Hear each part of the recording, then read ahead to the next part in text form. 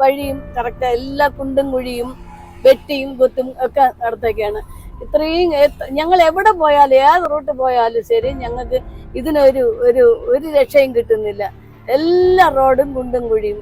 എന്താണ് ഇതിങ്ങനെ ഇത് സംഭവിച്ചതെന്ന് നമുക്കറിയത്തില്ല. ടാറിങ്, അതായത് പ്രോപ്പർ ടാറിങ് കഴിഞ്ഞിട്ട് എനിക്ക് തോന്നുന്നു ഒരു 2-3 വർഷമെങ്കിലും മിനിമം ആയിട്ടുണ്ടാവും. റബ്ബറൈസ്ഡ് ആയിരുന്നു.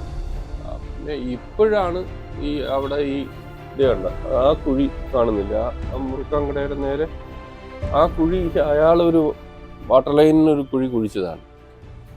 അപ്പോൾ മൂപ്പിലാൻ അവിടെ അടയ്ക്കുന്നുണ്ട്. ഗവൺമെന്റിൽ പൈസ അടച്ചിട്ടാണ് അവർക്ക് കുഴി കട്ട് ചെയ്യാൻ വേണ്ടിയിട്ട് റോഡ് കട്ടിങ്ങിന് അനുവാദം കൊടുക്കുന്നത്. ഇവർ ഓൾറെഡി അവർ പെയ്ഡാണ്. പക്ഷെ അത് അവർ കറക്റ്റായിട്ട് പ്രോംപ്റ്റായിട്ട് അവർ അതിനെ അത് പാച്ച് ചെയ്യാത്തത് കൊണ്ട് അത് പിന്നെ അവിടെ ഒരു വലിയ കുഴിയായി.